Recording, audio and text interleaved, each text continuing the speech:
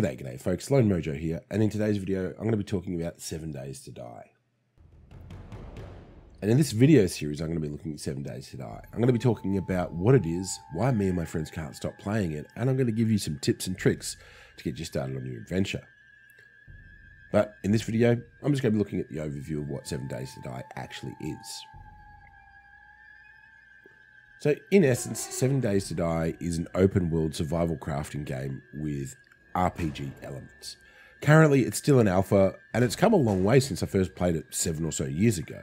For these videos I'm going to be talking specifically about version 20, which at the current time of recording is the most recent version.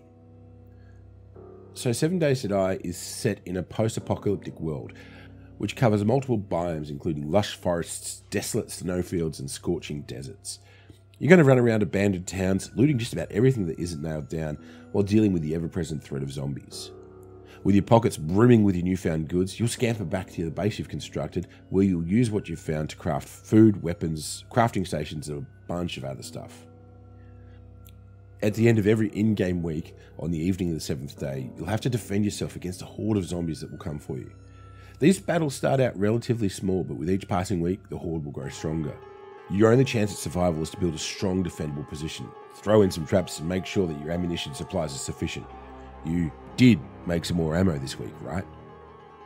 My friends and I love this game. We're all survival craft game junkies, with some of our favourites being Conan Exiles and Valheim. And 7 Days to Die sits up with those for us. It can be played solo, but presents challenges, especially with skills and recipes that you have to unlock. You can also play it on live servers with random people and PvP activated. While I haven't done that yet, I'm strongly considering it. I think it'll bring a wonderful element of tension to the game. Our games are played on a private server, and it's just us versus the zombies, but it's still a good challenge. At the higher difficulty, the game goes from being a jaunt around town dispatching enemies left and right to a more intense horror game. In one of our sessions, me and my friend found ourselves out in the snow exploring a house. The snow biome spawns tougher enemies, so we were low on health and ammo. It meant that we had to take our time creeping through the house, and by the time we were in the basement, night had rolled in. And at night, zombies go crazy.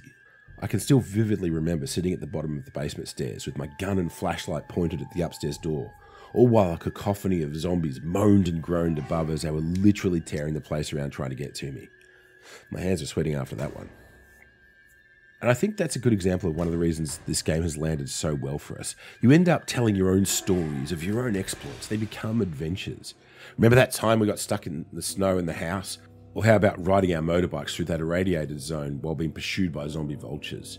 These become anecdotes that you tell. Well, there's no end game, at least not yet. The fact that it has a cycle helps the game keep its momentum. At night, the zombies are more difficult, so you really want to have your looting done during the day.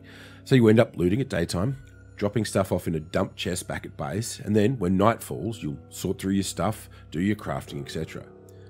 You also need to do all of your bigger planning while keeping in mind the 7-day horde.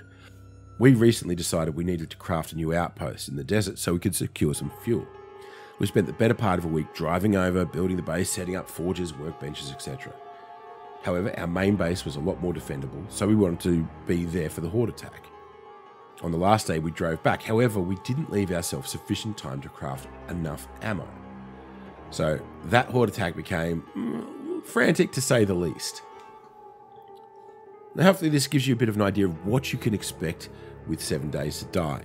In upcoming videos I'm going to discuss things such as how to get yourself started, such as server settings, what skills you should consider, how the crafting system works and more.